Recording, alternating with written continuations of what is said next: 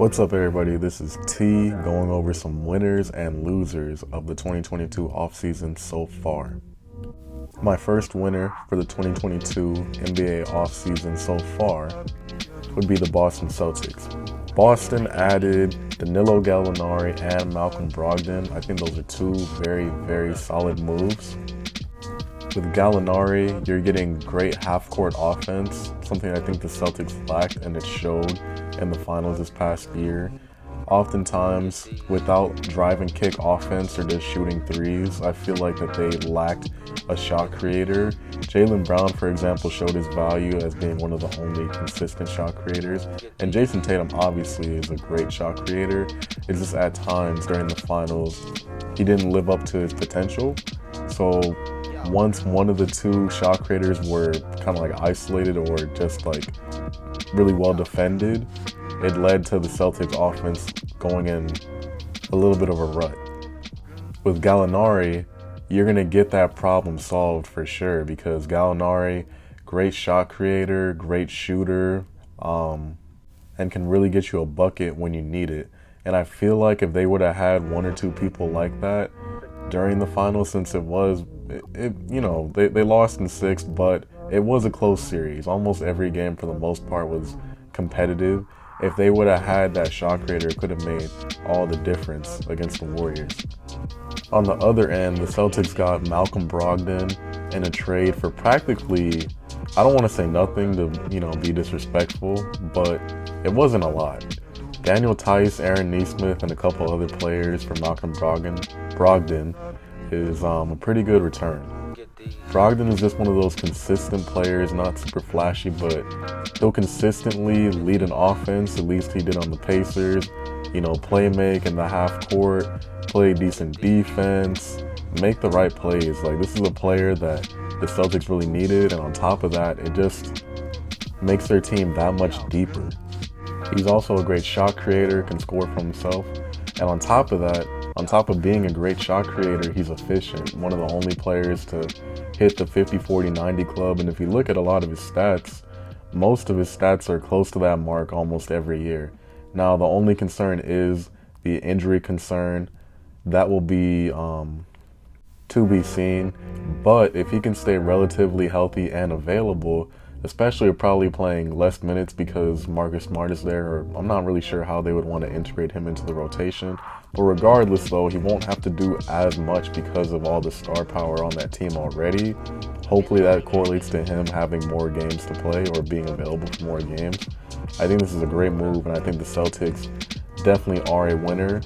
They essentially have the same team that made it to the finals last year and went to 6 games at that and added Malcolm Brogdon and Danilo Gallinari. So that's definitely a win in my book.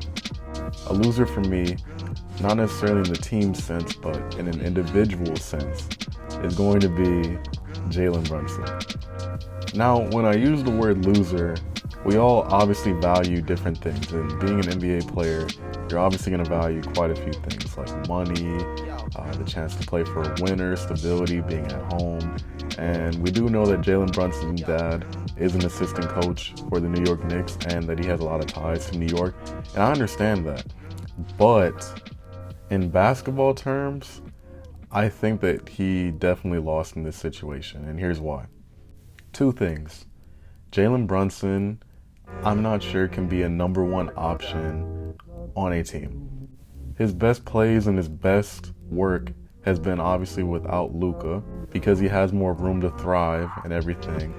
But I just don't know if he's equipped to be a number 1, 20 plus points per game, 6 assists or so, and just literally leading a team consistently. I don't know if he can be that. I think he's a quality complementary piece, as seen in the Dallas Mavericks run to the conference finals this year. But being a number 1 option, I think that's a stretch. And who knows, I may be proven wrong, and honestly, I hope I am proven wrong, because I love to see people win. I love to see people bet on themselves. But a quote that we got from Jalen Brunson's camp is that he wanted to see what it would be like when he wasn't with one of the most ball-dominant players in the league, which is Luka Doncic. And I can understand that. But it isn't easy being the number one option. Like, I know it may seem like the grass is greener and, being the number one option or the star player is all fun and games, but you have a lot of expectations. And we've only seen Jalen Brunson in an environment where he has exceeded our expectations. He's a second-round pick, and, he's underrated, but once you're thrown into a market like New York that's ready to win and the fans clearly want you to win, that is a different level of pressure that I don't know he is equipped to handle. And on the other side is that there may be a trade for Donovan Mitchell. And if that happens, I'm sorry, but Jalen Brunson is a double loser, in my opinion, because I don't know how in the heck that team would work. Both of them are undersized, dynamic scoring guards, but the whole reason why Jalen Brunson went to the Knicks is to have his own team. Once you get Donovan Mitchell, how's that going to work? Tell me. How is that going to work? Do you really think he's going to be the number one option with Donovan Mitchell on his team? He's going to a team where he's not going to have the intended result that he wanted. When he could have stayed with the Mavericks, that was a couple wins away from making it to the NBA Finals. They went against the eventual champs and they lost. But the team improved. You got JaVale McGee, you got Christian Wood. The team is better, and if you add Brunson and run it back, you never know what could have happened. But, with the state of the Knicks right now, I don't see the Knicks contending even with Brunson and Donovan Mitchell on the team. Maybe they're a 5 seed, a 6 seed, a 4 seed, something along the lines of that. But I'm not going to see them contending. 2 out of your 5 players, if that team existed, are defensive liabilities. That's almost half your starting lineup can't play defense. So how's that going to work? And both the players need the ball in their hands to be at their best. So really, please, someone tell me, how is that going to work? Besides all that, I am happy that Jalen Brunson got the bag. I definitely think he deserved it. He balled out in the Utah series. I just think from purely basketball terms, he could have stayed on a team that is on its way to being a contender, if not already is a contender, and went for a team where I don't think he's going to get the end result that he wanted or he envisions while being there. Another winner for me is going to be the Atlanta Hawks, primarily because of the trade with DeJounte Murray. I think this is an excellent trade. You get a playmaker besides Trae Young who can create for others and take off some of the playmaking and offensive load that Trae has to deal with on a constant basis. And on top of that, that guy happens to be one of the best perimeter defenders in the league. So now Trae, or whoever the guard was guarding the team's best perimeter defender, doesn't have to worry about it anymore because you got DeJounte Murray on him, which is a pretty good upgrade. Along with that, the team as a whole defensively is definitely catered to protect Trae Young because obviously, he's like 5'11", maybe 6 with shoes on. And you're not going to expect Trae Young to clamp up the team's next best player. Like, let's be real, Trae is an offensive player and that is fine, but he is not a lockdown defender. Now, it really does not matter. Just stick Trae on a liability or just someone who doesn't require that much attention. Let DeAndre Hunter, let DeJounte Murray, let Clint Capella go to work.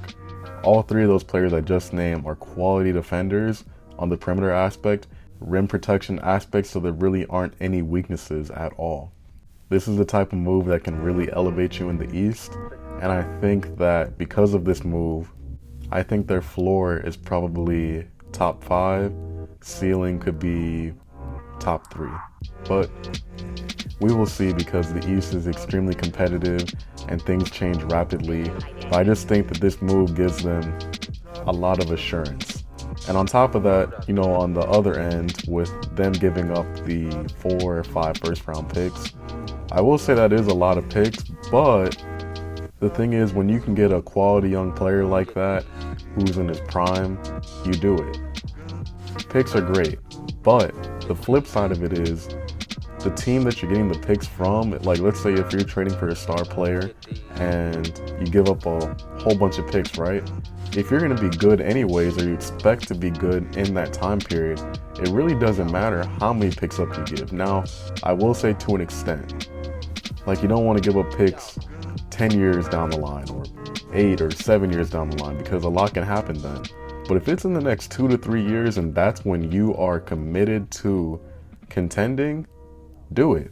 Do it and get the player that will best fit your system and that will take you to the next level. And I'm really happy the Atlanta Hawks did that. So they're definitely a winner in my eyes. A loser for me for this offseason so far is definitely going to be the Phoenix Suns. I will say they've made great moves on paper, like marginal moves such as getting Josh Okogie, great perimeter defender, and Damian Lee, great shooter as well. But those moves are marginal in the grand scheme of their core. How they handle the DeAndre Ayton situation and how they have been handling the DeAndre Ayton situation is not going to be beneficial to their team. I understand you don't want to pay the guy the max. You may not think he's worth the money, or you could have a better piece. But if you wanted a better piece, you should have got it already. To be completely honest, you should have got it already, and there should have been more urgency. The fact that the Pacers were able to offer him that offer sheet, which was one of the biggest in NBA history, and you matched it, it kind of just makes you look ridiculous. Because if you thought there was a better asset out there, you should have traded for him or tried to get a better deal for DeAndre Ayton instead of having to match the salary. Because yes, you retained DeAndre Ayton, but this is not going to go well towards team chemistry at all. CP3 is getting a year older. Devin Booker is fine. He's young and everything. You got Bridges, the young core. The only thing is though, how are you going to have arguably your second or third piece be mentally out of it or not have good chemistry with the team and win a ring? The West is competitive. It's very competitive. You have Golden State, you got the Mavericks, Lakers if they bounce back, plenty of other teams, and you're not going to win when your whole core isn't cohesively together. DeAndre Ayton may be on the team, but you tell me if you would be able to function the same after a team that showed they didn't value you, takes you back unwillingly, and then you just gotta act like all of this didn't happen. Yeah, that's not happening. And in a year where their fortitude and grit got exposed by the Mavericks, this is definitely the last thing that they need in order to contend for a title. And probably one of the worst things of all is that DeAndre Ayton can't be traded till January 15th, and I believe that he is able to veto any trade for 1 year. So now you're essentially stuck with him unless you find a deal that's mutually beneficial to both parties. And you can't shop him around to get any asset you want. So like I said before, the KD trade is gone, and any other trade that could have happened is gone. Another winner for me is going to be the OKC Thunder. I know they may not have made a bunch of free agent acquisitions, but I really do like the direction the team is heading in. They drafted Chet Holmgren at number 2, Osman Deng at number 11, and then getting both of the Jay Williams is a great addition as well. I know this isn't the flashiest offseason, but Chet so far in Summer League, and I know it's just Summer League, he's looked as advertised. There are a lot of great flashes to see. I know size was definitely a big issue or concern with Chet, but even with the lack of size, his defense is definitely there. He's a very active shot blocker on anywhere on the court, and you definitely have to watch out for him wherever you are. That skill is extremely valuable, and having a good rim protector will literally win you games. Also, he's a great shot creator, great three-point shooter, and can really just do some amazing things considering his height and his build. He truly does look like he might be a unicorn, and the potential is definitely unlimited. So we'll see what happens with Chet. Another thing I really do like though, and I know it's just Summer League, that possibly 2 or 3 of OKC's starters are playing together and getting chemistry in Summer League. Not a lot of people can say that they're getting run in with their starters right now, and especially for young teams, that really matters, developing that chemistry. Like Josh Giddey and Chet Holmgren are already developing a connection and playing extremely well off of each other.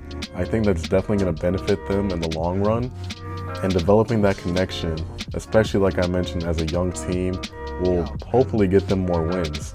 And on top of that, you still have Shai Gilgeous-Alexander still waiting. And I feel like that OKC is really primed to have a great future. And on top of that, they obviously have literally 1 trillion picks to use whenever they want. Picks are clearly premium nowadays. That's the thing that's going to get you a star player. And they literally have the most of them out of the entire league. So, and on top of that, it's from a very diverse set of teams. I think like the Heat, Sixers. I'm not even trying to attempt to know where all the picks are coming from, but they have them. And whenever a star is disgruntled or needs to leave and go to a different situation, I know their first destination may not be OKC, but with this young core and the amount of picks that they have, OKC will be able to make it happen. That is a guarantee that not many teams can have, a young core and the assets to get that piece that will put them to the next level. So we'll see what they do this season. Another loser for me is going to be the Washington Wizards, and here's why. The Bradley Beal extension. It literally doesn't make any sense to me at all.